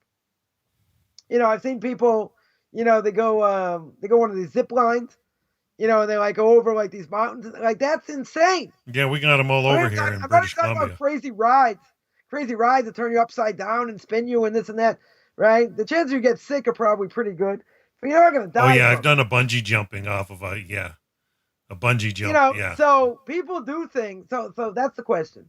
Why do people do these things? Right? So they'll say, well, it's a thrill. Makes your heart pump, quicker, this and that. But there is an element of danger, right? There is an element of danger. But you brought this up, right? You had mentioned about extreme sports. Now, extreme sports has a good name because they're extreme, right? Doing these other things, I'm going to call them extreme. They're going to say, what? If a person knows what they're doing or they're trained, why can't they jump out of an airplane? There's a danger element. You're not allowed to put yourself in danger, right? But my question is, why do people do it? Why do people do it in general? What's the answer? Because they want to. Because they enjoy it. It's fun. It's fun. But the reality is it's careless. It can be reckless. They are putting themselves in danger, and they are to a certain extent facing death. I mean, I'm not saying death's going to happen. In the majority of time, death will not happen, right? But why do you have to do this? Jumping out of an airplane is extreme. Bungee jumping, 2,000 feet or more, it's extreme. 150. Depends who's doing it. It depends what a person's doing, right? But if it's something that's extreme, you have to ask why do people do it, right? And I will say because they want to be excited, they want to have a thrill, and they want to feel like they're alive. The problem is that they're really facing certain death in some ways. Not that they're going to die, and most people don't die from these things. Maybe they get injured, whatever, but they don't die from it for sure, right? It can happen. I'm not saying not. The story. There was a story. Rabbi, I grew up near Niagara Falls, and the Right. big thing there was going over the falls in a barrel, Yeah. as if somebody had in fact actually did that. And you can go to these phony spots where you're in a phony barrel and get your picture as if you were actually going over. But the idea, you'd be smashed to bits. If a person would do that, what would happen? Most likely, you're going to die. Oh, no doubt. But I think the irony is that people will make, will say all kinds of things why they want to do it. They'll say you don't have a right to say anything against it, blah, blah, blah. But you're not allowed to put your life in danger. Right? But a person goes on Space Mountain.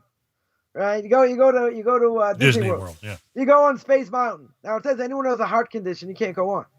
If you have any level of a heart condition, you can't go on. Why? There's a sakana, it's a danger. You're not allowed to put yourself in danger. Yeah. Now, if it's not a pure danger. Spoken about this before. If it's not a real danger, right? And something happens, you're not liable. Right? You're not liable over here. If it's something that's a real danger, 100% it's a real danger, you're not allowed to do it. Right? We mentioned about this professional athlete that, went in to save people who didn't know how to swim. You don't go save people if you don't know how to swim. Even if family members are in a burning building, you're trying to save them. You're putting yourself in danger. Real danger. Real danger, you're not allowed to. If it's a doubt, forget heroics. If it's a doubt, you're not allowed to. Now, someone's going to ask me the $1.5 million question. And the $1.5 million question is, what about firefighters? Right? What about policemen? What about people in the army? They're putting themselves in danger. Yeah, where is nobility? They're putting themselves in the line of fire. But we see from way back when, even time of King David, you need a standing army. Right? You need people sit and learn. But you need a police force. You need to enforce things. Now, you're putting your life in danger. You're right. That's part of it. But if you didn't have that, even if it's putting your life in danger, then society goes kaput. Society gets destroyed. Imagine, I saw someone put out a post the other day in Chicago. In Chicago, they're talking about they're defunding the police. There's gonna be less police out there. So they said, I don't want you to comment on my post. I don't want you to say anything about this. I'm just saying that's what word on the street is, that they're gonna start, having less police. So, you should take precautions. Right? I think it's one of the highest cities in murder rate. I think next to Baltimore is the highest in the world, highest in America. Right? But they said don't comment on this post. Right? Don't comment anything, defunding, not defunding, this, that. If you don't have proper police force, chaos. This is what went on in Portland, Seattle, other places. Right? The police just sit there and stand down. What are they going to do? They're going to eat themselves alive. They are going to destroy themselves. Right? You need a police force. Right? You need laws. Right? Ramosha Feinstein, a blessed memory, one of the Torah giants, last generation, America, according to everybody. His commentary in Drash Moshe on Parshas Mishpatim. Parshas Mishpatim, he says, what's the difference between the laws, secular laws, and the laws of the Torah? He said, why do we have secular laws? Why do we have police force? Why do we have all these things? Because if you didn't have that, society wouldn't be able to function. People would just eat themselves alive. Right? What's the purpose of the mitzvahs of the Torah, of the laws of the Torah? To make us better people. Draw us closer to God. Right? That's the purpose. Whether we understand them, we don't, doesn't matter. Secular law, if there was no secular law, the world would look a heck of a lot worse. Forget about defunding the police. Even before defunding the police, the world was pretty bad. The world looks pretty bad. You want to defund the police now? That's insanity. Right? Or as Groucho Marx would say, or Harpo Marx would say, the insanity clause, right? That's insane. You have less of a police presence, what's going to happen? Chaos. Absolute chaos. Oh, we're more sophisticated today. We understand a lot more. We're more intelligent. People say, oh, we're not primeval. We're not like these Cro-Magnon men and, backward society and living in medieval times. Oh, no. Cannibals, yeah. Oh, yeah. We're not, voodoo. We're not living in, I should make a doll of you and just start pricking it, see if anything happens. Right? I'm sure people want to do that to me, but in general, Heaven You go forbid. back, way back. Oh, that's primeval, that's primordial, or that's medieval. That's a better word. That's medieval. How they live their lives and blah blah blah. So we have a heck of a lot more knowledge, scientific knowledge and all this, and all these inventions, blah blah blah. Yeah, it's great. Hmm. That made us a more moral society. Has that brought down the homicide rate? No. So you say, but it's not the doctors and lawyers, the more intelligent people killing people and doing drugs and doing these other things. Maybe. So you say it's lower elements of society. Oh, Did you hear doesn't about matter. that member of parliament in the UK that got stabbed? Yeah, I just heard that. Crazy. I just heard that. So yeah, you can tell me you have lower elements of society vested with drugs and with other things. You're right. Right. That doesn't make it any more right. Hmm. It doesn't matter. But that's why, you need a police force. That's why you need the army, right? Against terrorism, all these things, right? Because if not, society would destroy itself, Yes. right? It was very easy to see if you don't have a police force, what happens, right? The police say, well, we're not getting involved in this, and what happens? Then you have other elements take over. You have thugs, punks take over. That's what you have, And if they have firepower, they make people's lives a misery, right? An absolute misery. But that's why you need secular law.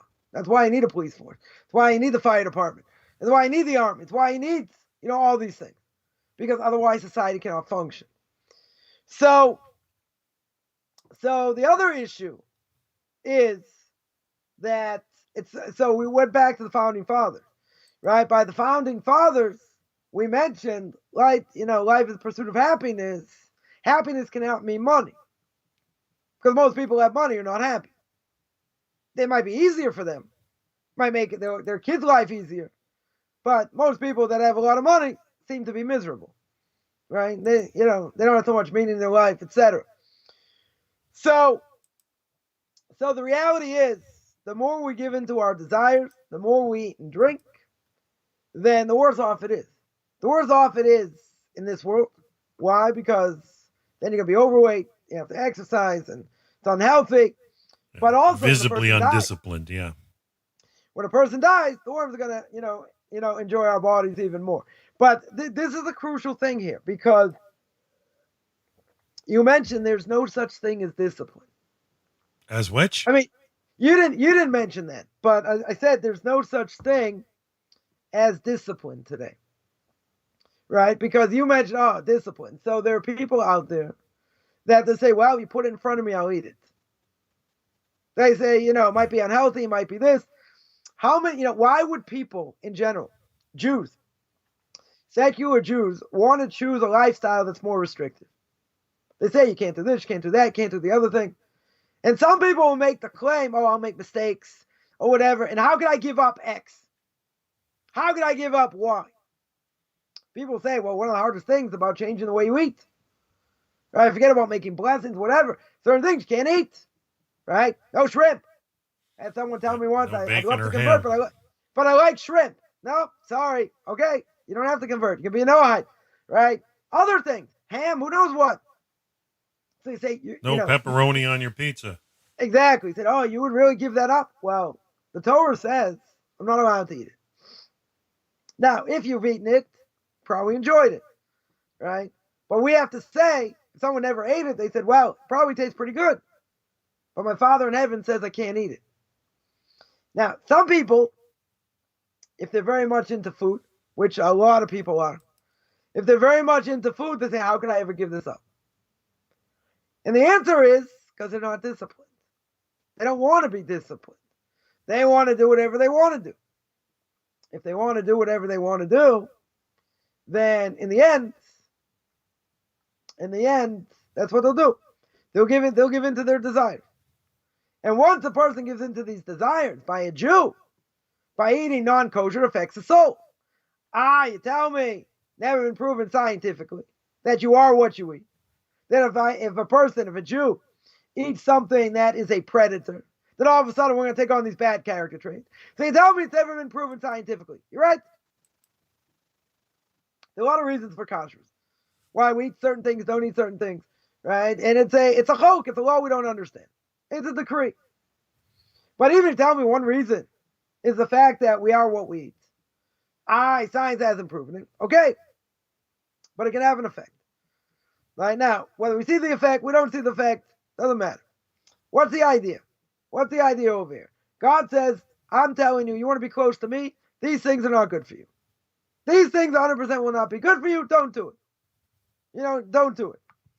But you don't see it that way. You say, well, I need a better explanation than that. All right. So nothing I can say is going to convince, some people. They don't have to drink the Kool-Aid, so to speak. So they'll say, I'm going to do what I want. Doesn't affect me. And I haven't seen any negative connotation. Right? Someone told me, a Jew, been married to a non-Jew 35 years. Nothing bad's ever happened. And I certainly don't believe in the future anything's going to happen. You never open your mouth to the Sultan. You never open your mouth to Mr. S. Never. Because you don't know what tomorrow may bring. Right. You have no idea. Yeah. And this person's You'll like, get I'm so not many worried lefts, you'll be begging for a right. Exactly. And they're not worried. Pretty convinced there's no such thing as the next world. Okay. Right? That's their choice to believe or not to believe. Everyone's got free choice. But giving up, so giving into our desires, doing what we want to do whenever we want, that shows there's no discipline. Yeah, it plays into primitive animalistic behavior for sure. So I'll give an example. I'm going to keep this PG-13 because I don't want you to get thrown off the Roku network. Right? So a person's married. Jew's married to his spouse. So when when the woman is permitted to him, right? So it's brought down. You shouldn't be with your wife like like chickens, like turkeys, whatever, at all times. It doesn't matter. She's permissible. So if she's permissible, so what's the problem? Problem is we're not animals. We're not animals. We have an animalistic soul. We do things like animals do. That's true, right? But there has to be discipline. There has to be control. We can be more. And certainly a woman is going to want that more than a guy. That's for sure. And 2 weeks into the month they can't be together. So, it's a rejuvenation, so to speak. Whatever it is, it does prove that, it is a healthier marriage, no question. But just because they're permitted to be together doesn't mean all the time that's what they should be doing. But Dan's going to say, it's permitted. I'm allowed to do it. But not beneficial. In this case, there aren't any issues. You're right. But who says I'm allowed to do what I want when I want? Who says I'm allowed to be, with their spouse like a chicken? Who says? Who says I can do that? You say, technically in the Torah, there's nothing wrong with it. You're right. Maybe there is nothing wrong with it, technically speaking. But practically speaking, ask a woman. Oh, that's the only time you're going to speak to me? That's the only time you're going to, give any have attention? contact with me? Is because I'm permissible? And then you turn off like a cold fish. When I'm not permissible, that marriage is not going to last so long. 100% it won't last so long. Why? Because you're not giving anything. Right? A marriage is like a plant. If you don't water it, it dies. No matter how long you've been married. Right? So it's all about the physical. What happens when she gets older? So what will they do? Plastic surgery. More plastic surgery. More, you can only do it so California, yeah. You can only do it so many times. Right? But, there's a difference. Noah Weinberg said this many times. A blessed memory, the head of Aisha Torah. And he said that there's a difference between love and infatuation. Right? Love is something that's much deeper. Something that's much more lasting. Not tunnel vision. Love comes after marriage. Right? You need physicality. Physicality for sure. Right? But it's not all about physicality. Right? Infatuation, that's a different thing. That's a different thing. That's something in your mind. Right? Fantasy. That's something that's not real. That's something that's not real. Doesn't mean you don't have to be attracted to the spouse. 100% you have to be attracted. Right? There's no question. But because things are permissible doesn't mean that you go haywire. And that's like anything. Food I'm allowed to eat. Right? Wine I'm allowed to drink. The Torah says in the book of Leviticus chapter 19 Right? It says that you have to be holy like God is holy. So what does that mean? Rashi says it means don't commit adultery. The Ramban says don't abuse things that are permissible. Food is permissible, don't be a glutton. Wine is permissible, make kiddush over wine, don't be an alcoholic. Right? There are things that are permissible. You're not allowed to abuse. You have to use it in reason. Within reason. So therefore, to indulge in any of these things, it's going to be a problem, because once you give into these desires, happens over again, happens over and over, and you abuse it eventually. It could be abused. Doesn't mean it will be. But the only reason it won't be is it's because a person has discipline. If they're not disciplined, it goes haywire. And, the person can say, I can stop anytime. I can stop smoking at any time. I can stop drinking at any time. I can stop doing all these things, whenever I want. It's not true. Right? Not true. Why? Because these things, A, some of them are addictive. B, a lot of times they're used when a person's in pain.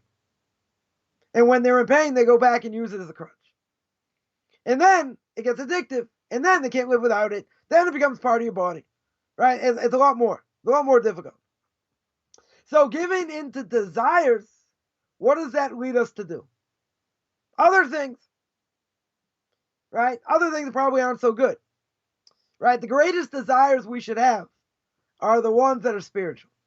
The ones we want to be close to God. We want to keep His Torah. We want to do His mitzvahs. Right? We want to do as many mitzvahs as possible. Whether we understand them, we don't understand them. That's what we want to do. We want to enjoy life also. Right? It's not all about doom and gloom. Do this, or otherwise I'm going to fry now forever. Right? Yeah, you have to live it. You have to love it. It's hard. It's very hard because, a person's going to pray differently if they have a bill to pay in 2 days and they don't know where the money's coming from. Right? 100%. They're going to feel better about themselves when they're making more money. They're going to feel better about themselves, in many different ways if they're spiritually healthy. But if there are other things going on, right? What are the other things going on? We get beaten down in life. We say this all the time. Person gets beaten down in life. It's a lot, it's easier to pray, for sure, but it's a lot easier to want to do what God wants. It's a lot more difficult. Why do I say it's a lot more difficult? Because it is. If you're getting knocked around, car problems, fridge problems, kid problems, all combined, this, that, it's overload. It's overload. Say, wow. God says, hey, what do you think about my covenant? Say, wait a minute, I'm just a Jew in training, or I'm just a Noahide. Now I'm getting slapped upside the head with Coffman's Louisville Slugger, right? I'm getting slapped up left and right over here. God says, yeah, do you like my covenant? What's the matter with my covenant over here? The covenant does not mean everything goes smooth. Let's make clear, no matter how many Torah mitzvahs you keep. It does not mean that we're going to have trials. We're going to have tribulations. We're going to have difficulties. But through Torah, hopefully, I can overcome them. I can understand where they come from, why I'm getting them, what I have to work on, which is everything, in short. We have so many things in to my work case, on. for sure. People think, why did this tragedy happen? Probably modesty, maybe. Problem with this, problem with that. Rabbi says probably problem with everything. Nobody knows. So you got to work on everything anyway, right? To the best of our ability. But we give up before we start because we just say it's too hard. If a person in this world, the Torah is teaching me, right? And we learn from this Mishna for sure that we have to do things in gradation. You can't have too much of this, too much of that. Right? Otherwise, there's no balance. The problem, what's the problem? The problem is if I want to reach high spiritual levels, I have to cut out a lot of different things. And sometimes it's overkill. Sometimes you just want to sit back, sip your pina colada, and watch the Red Sox go to the World Series. That's what you want to do. That's what you want to enjoy, for a few minutes, whatever. Just a little bit of downtime. But a person has to remember, I'm talking to myself as much as I'm talking to everyone else. Person has to remember that when a person, even a little bit of indulgence, just a little bit, even a little bit of indulgence, a person has to remember it could take you 5 steps backwards. It could take you 2 steps backwards. I'll be nice. In your case, I'll say it takes half a step. You took a half a step backwards. Right now, you have to take half a step forward and then continue going forward. Yeah. But if you continue to take steps backwards, even very small steps, we mentioned through the math, you could take off 2 weeks, a month of your life every year. Because you wasted time doing this. You wasted time doing that. Small amounts of time. Heard Rabbi Chaim Coffman recently say, a person's on their screen, is on their phone 4 hours a day. Texting, watching things 4 hours a day. 4 hours a day. Multiply, let's say you do that 7 days a week. 4 hours a day is 28 hours. It's 1 day a week. 1 day a week, 4 days a month. 50 days a year. How many days in the year? 365. Right? 365, that's, okay, 7%. 6%, 8%, whatever it is. That's 8% of your year wasted. Now multiply that by 40. Yeah, it's 1/7 of your life. It's more than 1/7. That's 10% every year. Right? 10%, okay. Yeah, so maybe it's 10%. If it's 10% every year, it's going to go up. Right? Not going to necessarily stay the same. Maybe go up a little bit. Whatever it is. So imagine a person lived, I don't know, let's say they lived 90 years. But let's say for all those years, for however many years they wasted time. So 10%. So 10%. So let's say 60 years. 40 years. Let's say 40 years. I'll be generous. 40 years. Right? So 10%. 10% of 40 years is what? It's 4. Of course, yeah. Right? It's 4. Now, we can't even imagine this. 4 years of our lives, of somebody's life, 4 years went to garbage. Garbage! 4 years. 365 days multiplied by 24. Right? What's the let me bring up my calculator here. Right? 365 times 24 is 8,760 hours. Divide by 12. That's 730 hours a month. Divide by 24. It's 30. That's nuts. That's absolutely nuts. Yeah. And 4 hours, I think, is being generous. Forget about that's only being on a phone. We're not talking about watching TV. We're not talking about watching movies. All combined. How much time does a person waste during the day? So even if you tell me 4 hours combined, these statistics are outright frightening. You're going to say, but I'm just relaxing. Right? I'm just relaxing over here. So let's say it's even an hour. Let's say it's an hour a day. A person just chills doing other things. An hour. 7 days a week. That's 7 hours a day. 7 hours a week. Times 4 is 28 hours. In a lifetime. Right. That's 28 hours. That's 1 day. That's 1 day a week. That's 12 days a year.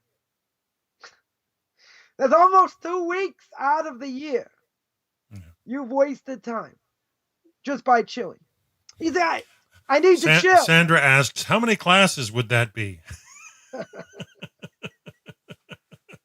And it wouldn't be enough for anyone to get the Musar. Wouldn't be enough. I mean, whatever. It's a lot. It's a lot. But people, if you think in these terms, a person's going to think it's not that much. Well, I know my wife imagines that's how she counts my broadcasts. Well, as a waste. Well, that's so much of your life. So good for that, for that spiritual thing. So that's just the opposite. That's a good thing, right? That's a good thing over here. But I'm saying if it's wasted, if it's wasted, then and who determines that? the amount of time, even if we think it's a little bit, in the bigger scheme of things, It adds in this up, case, sure. an hour a day adds up to 12 days a year. That's almost 2 weeks. That means 2 weeks That's over out of the 3 year. years in a lifetime. Yeah. That's insane, right? So you're gonna say, well, that's not overindulgent. That's not indulging over here. That's only taking an hour a day, even in a half an hour a day. Person, half an hour a day. So that's 6 days a year. That's a full week. Now, no one thinks in these terms. Nobody. They're going to say, okay, so I watched a little bit of this. I chilled. Not the end of the world. But what does that do? Images that we see have an effect. They have an effect. And things that I watched put in heretical things in my head. Potential. Right? You watch the news, all heresy. All lies, lashon hara. They put bad things into my mind.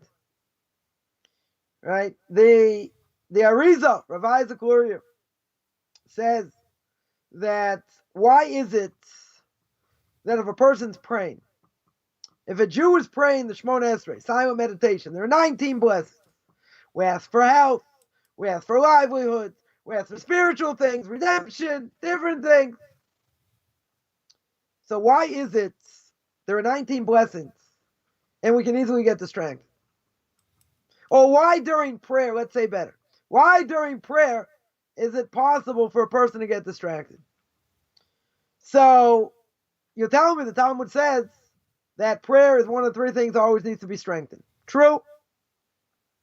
Very true. But why should my mind wander? Why should you be thinking about things maybe you haven't thought of in a while? Because obviously not concentrating on what you're saying. But the Arizal, what's his answer? His answer is if a person wouldn't sin, your mind wouldn't go astray. If your body wasn't open to sin, there's no possible way your mind gets distracted. Let's make it even more graphic, because you need the Musar, right? We all need the Musar here. Let's make it more graphic. The Rambam, at the very beginning of the laws of repentance, the Rambam says that a person has to repent for something he did by b'shogeg. B'shogeg means he did it by accident. Now, if a person did something by accident, he was standing, against the wall, it was Shabbos, and he backed up against the wall, he didn't realize there was a light switch, and the light switch goes on and goes off, whatever it is. So you still have to repent. You did it by accident. It's not as severe as I did it on purpose. Right? So the Rambam says, you got to do vidui. You got to confess. For goodness sake, you did it by accident. You can say, I was negligent. I wasn't paying attention. Whatever it is. You're right. Okay. You did it by accident. Why do I have to go through vidui? Why do I have to go through confession? Why is confession so serious over here? It comes on the Vilna Gaon, right? Ma'avi brings down from the Vilna Gaon. The Vilna Gaon says it's a verse in Proverbs. In this verse in Proverbs, I don't have it in front of me, but the verse in Proverbs, basically, the Vilna Gaon learns out that, now, let's understand, the Vilna Gaon says that a person cannot do anything by accident unless they've already done something on purpose. Mm-hmm. Mm-hmm. In other words, they've already done something on purpose against God. They've already sinned, forget habitually. They did something on purpose. If they did something on purpose, they open up their body to sin. That allows the person to sin even by accident. But I didn't do it on purpose. My intention, I had no intention over here.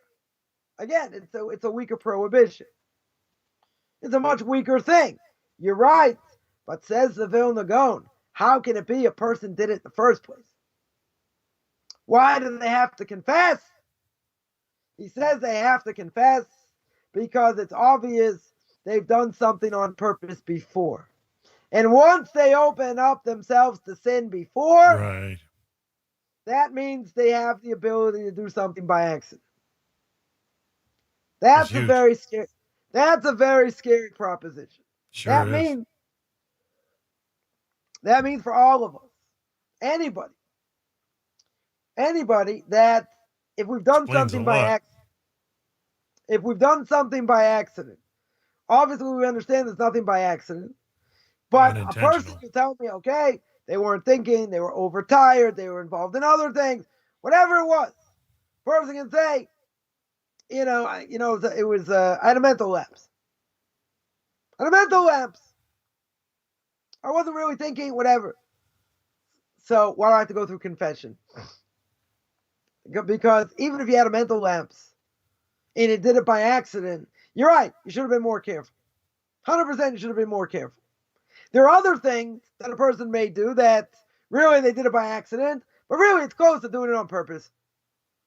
Right? That's a different issue. We're talking here 100% is by accident. Unintentional. So comes along the Vilna Gaon, he says, you know why it's done by accident? You know why I did it by accident over here? Because you must have done something in the past that you did on purpose against God. That you sinned willingly, whatever it is, that opened up your soul to sin. And that allows you to do something by accident. Because there's no such thing as doing it by accident. It shouldn't exist. And he says that's the reason it does exist. That's the reason you have to confess. Profound. So you're gonna say, well, that's good for Yom Kippur.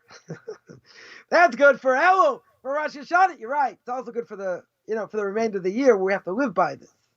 We have to live by what the Torah says. Yeah. So be diligent. So, indulgence over here, we're gonna close the circle here.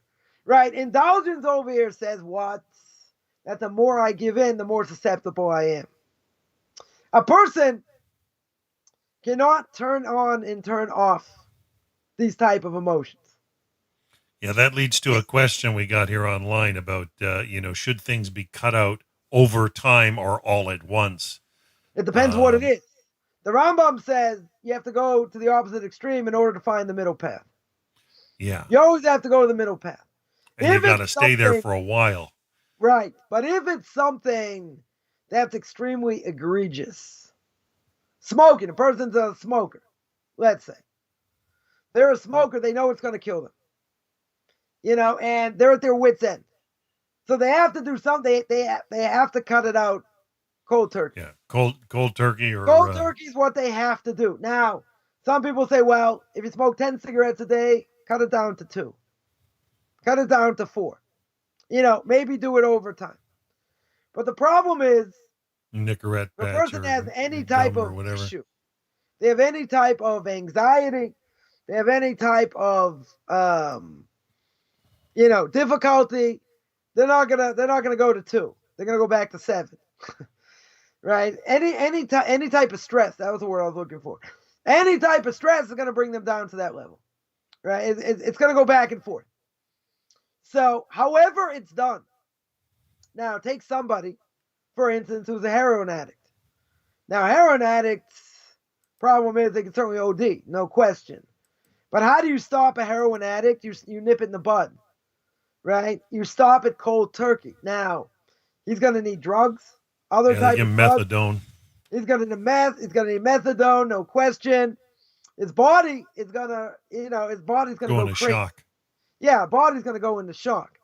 But you have to get it out of your system, right? And you have to offset the effect that it has.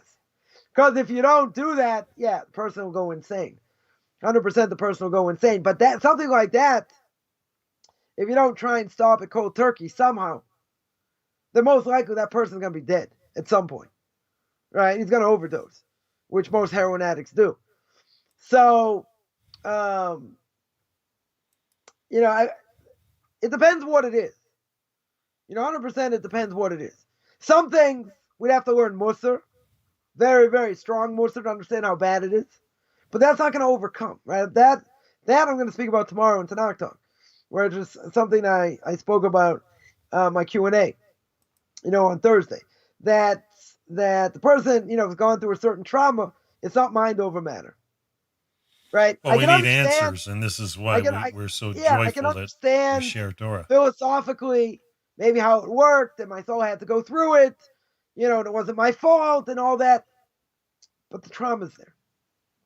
The trauma doesn't go away, right? You need the therapy. My always telling me a story. Listen to a podcast of somebody. I think this person was, is a rabbi, is married, kids, giving classes, and he was sexually abused as a child. And he speaks to I think a therapist or a different rabbi every single day. And whatever, you wouldn't even know from who the person is and the class that they give and all that. You wouldn't even know that this person's going through this every single day.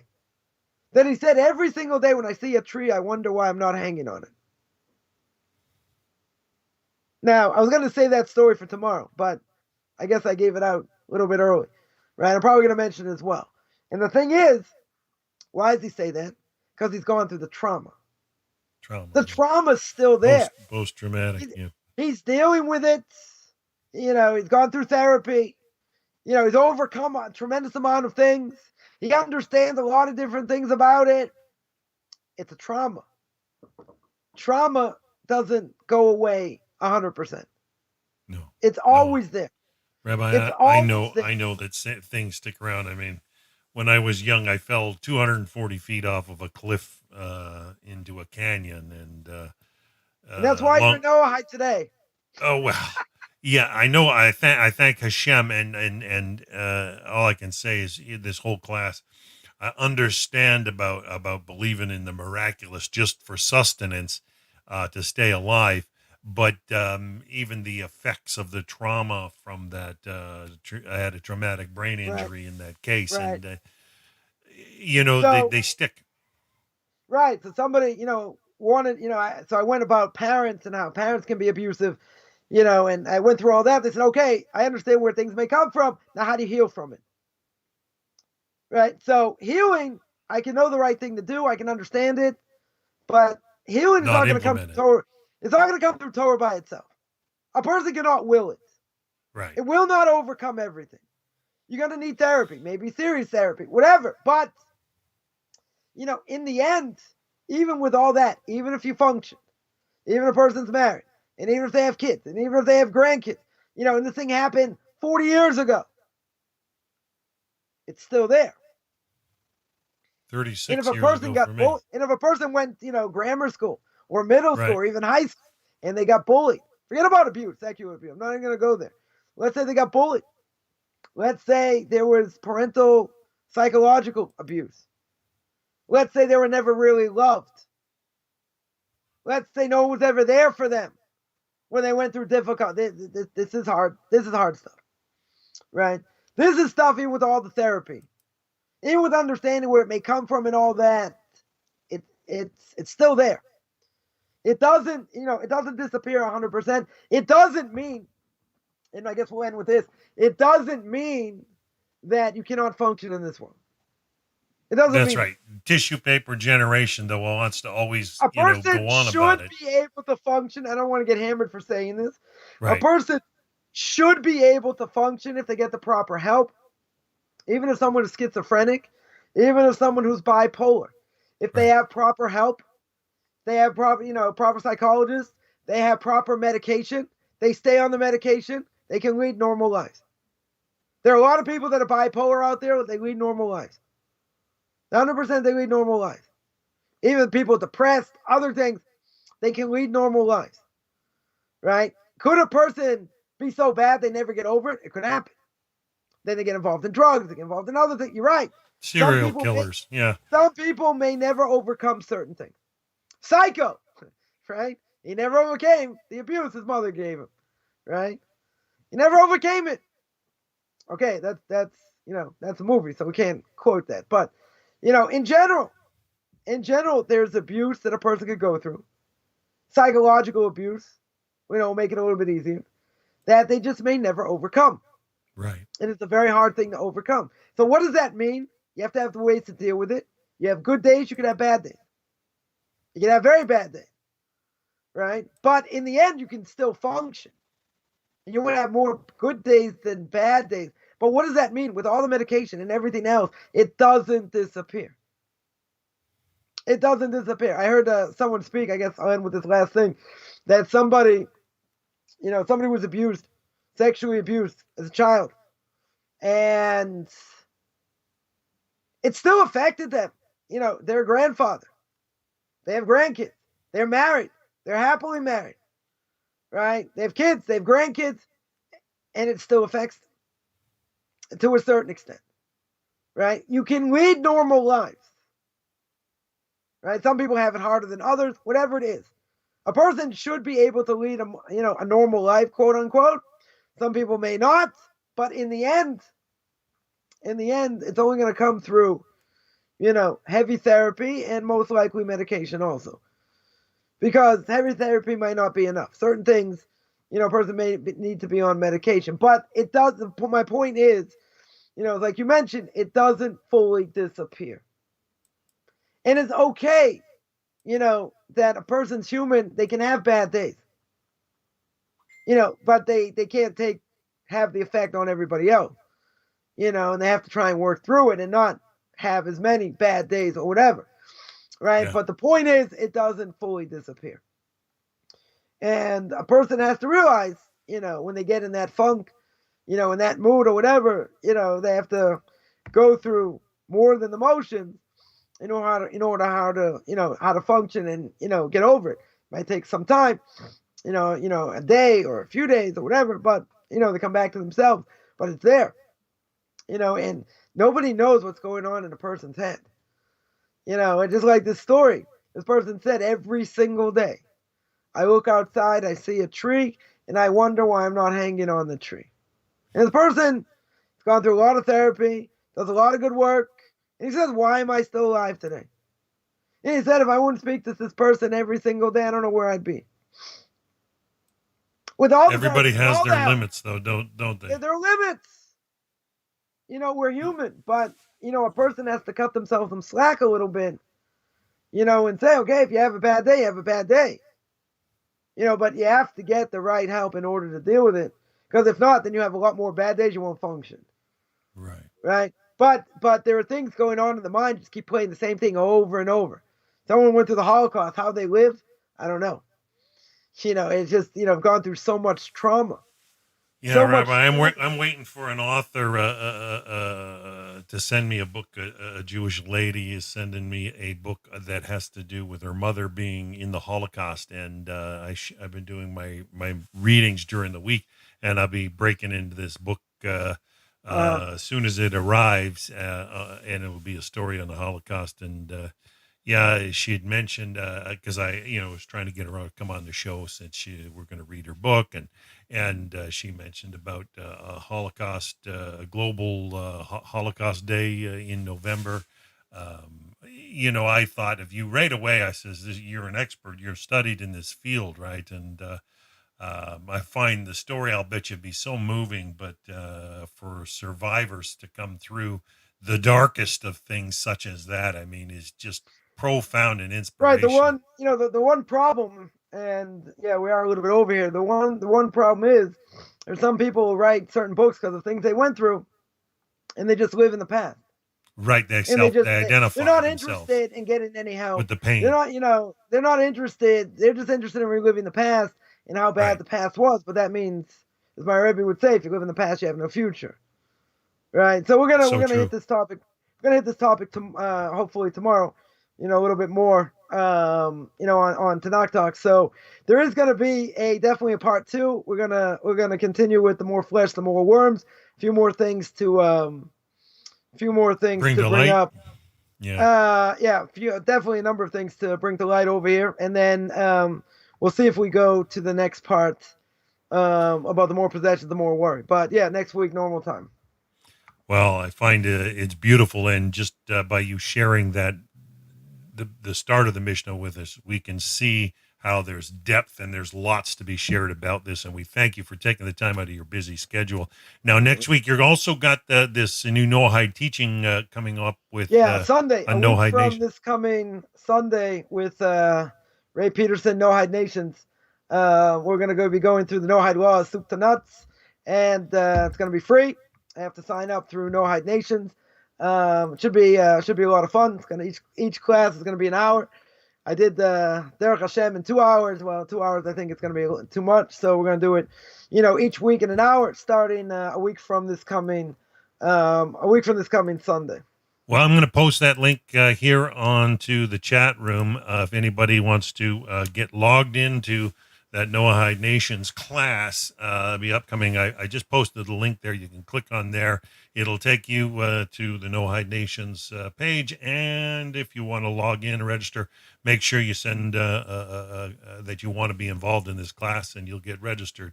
Rabbi, we appreciate all you're doing. I know you got work going on up north there in Israel, and we just you gotta pray send. By you're the way, blessed. you have to send Ray Peterson's email address. I think that's in there also. That's And part what of is the. that? That's Ray. That's Ray at NoahideNations.com.